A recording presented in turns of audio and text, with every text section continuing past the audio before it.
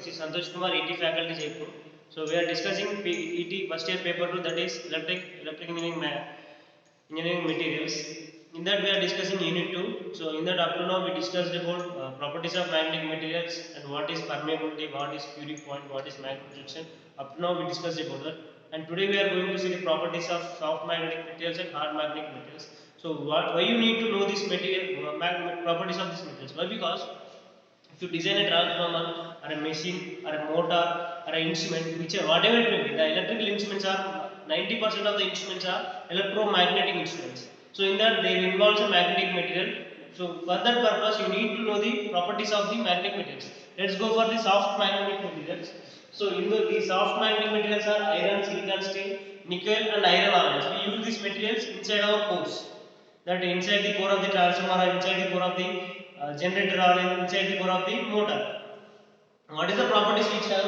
It has, so see the soft magnetic material properties has high permeability. Permeability means the conductance of magnetism.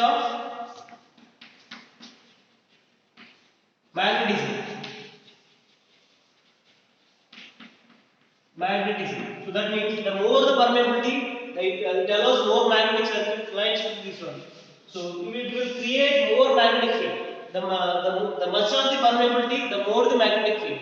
So this is high permeability. Next, magnetize and demagnetize easily. Normally in our electrical engineering materials we use electromagnets. Those should be magnetized easily and demagnetized easily. Let us go for going for an electric magnet like this. Whenever the supply is given, it should magnetize quickly. When the supply is removed, it should demagnetize quickly. This is the soft magnetic material, one of the property. And next one, low residual magnetism. See, residual magnetism is, let's go for this is the supply and this is the magnetism. So whenever the material is magnetized, it behaves like this. And when we remove the total supply, if you remove the supply, the magnetic material will have some amount of magnetism. This magnetism is called residual magnetism. Every material, the magnetic material should have low residual magnetism. Why? Because if you use this in an electric instrument, if the residual magnetism is high, it will show some readings without any force. It will show some readings without any force. If this is zero, it won't show any readings in the meter. So the residual magnetism must be low. And small area hysteresis loop. In magnetic materials we have hysteresis loop like this. This is B, this is H. Like this we have. This is the hysteresis loop. Why? Because of this hysteresis loop, there may occur hysteresis losses in the magnetic materials. The hysteresis loop of the soft magnetic materials is very much low. Let's go for the hard magnetic materials. These hard magnetic materials are cobalt steel, tungsten steel, and copper steel, alnico, and hard ferrites. These materials properties, so one point over here. These are used in transformers, generators, motors, and some electric instruments. And these properties of these hard magnetic materials are gradually rising magnetization curve. That means gradually rising. So from here to here, like this, gradually rising. If we give the supply, the magnetic field is increases slowly. Exponential means that if you at zero value only, you got the higher value of magnetic field. But these hard magnetic materials having gradually increasing magnetic field. And next one, large hysteresis. Here see this.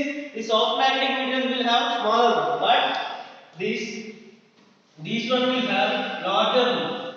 Larger loop means it will have bigger BH or distribution. This much of bigger one, you will get more losses in the magnetic material, and it has high retentivity. High value of BH product. As the value of hysteresis loop is higher, then we will get the productivity also higher one.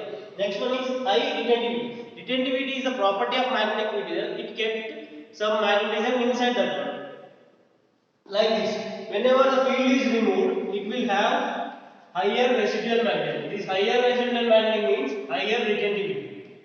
And next, low permeability. These are less conductive to magnetic fields. High force required to magnetic saturation. So this is called the saturation point of the magnetic materials.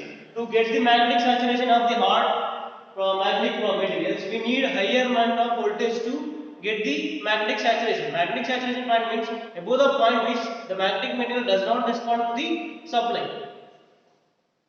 Strong magnetic reluctance. This is also the strong magnetic reluctance means it is the same scenario as the current. In the current, there is resistivity to oppose the current. Here, the reluctance is there to oppose the permeability.